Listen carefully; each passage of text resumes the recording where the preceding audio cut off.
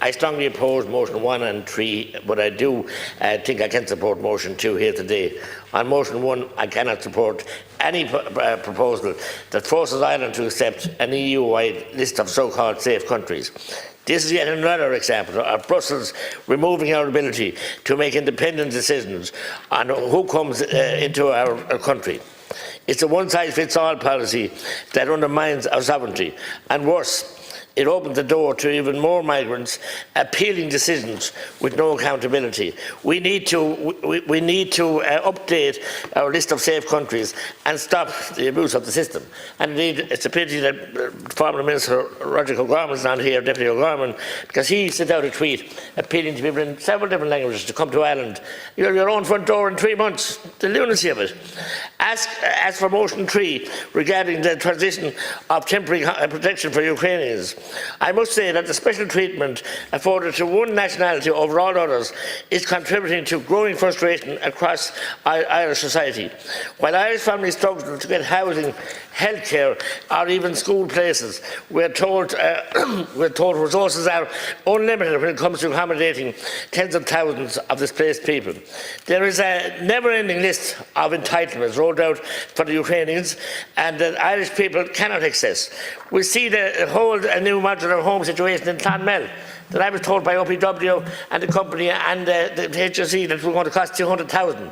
They're not worth 70 or 80,000. They're now costing a staggering 480,000 per unit. It's unbelievably, it's disgraceful, it's rotten to the core, and there's huge corruption in it. There has to be. As I said, there's no long-term plan, no public consent, and no acknowledgement of the strain this is placing on local communities.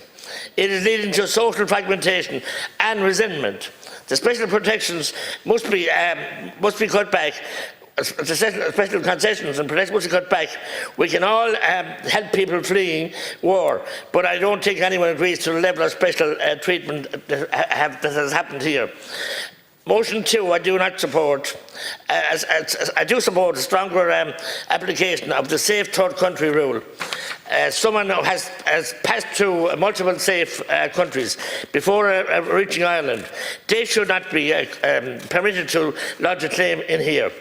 We are not a soft target, and people think we are, but we must change our tune. This is about restoring common sense and respect and ensuring our asylum system is not abused. As I said, we must cut our cloth according to measure. We want to be great people that can take everybody in. We cannot. And I do welcome the change, apparent change of since Minister Callaghan has taken up and yourself as Junior Minister. I hope it will continue, because it was just unbelievable the way things went on. As far as the asylums, bypass centres in, my county has been ravaged. Started in Rossgrey, right down into Dundrum, outside Thurles, right down to Kilcorn Hotel, trying to be made one. It's not. You fond memories of Minister. You said you were there as a page by the wedding years ago. You know how beautiful it is.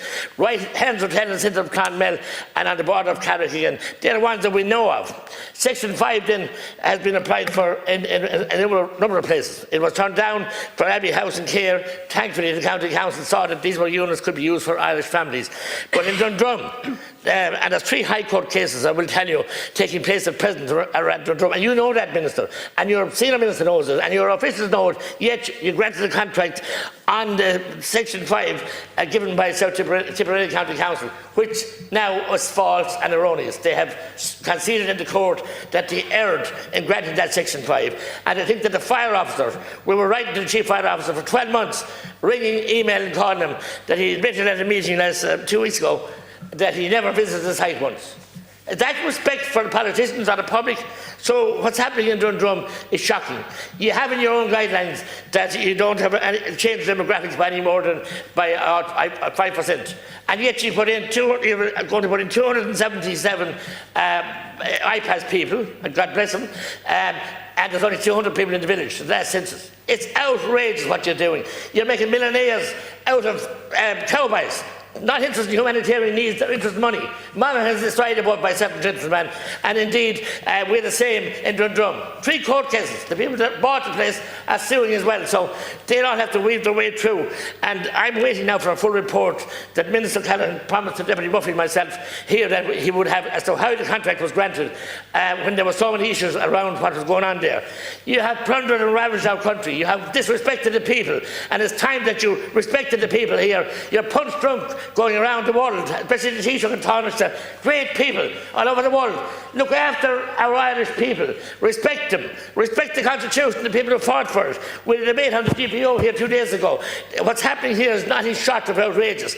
We have no social welfare inspectors, I'm told, 2 in Waterford City and South Tipperary, and people are flying in here every 7 or 8 weeks, collecting copious amounts of money and then flying back out again. In the name of God, are we pure fools? And I ask, with your permission, Councillor Cola, to please respect the Irish people and our sovereignty in this country. Thank you.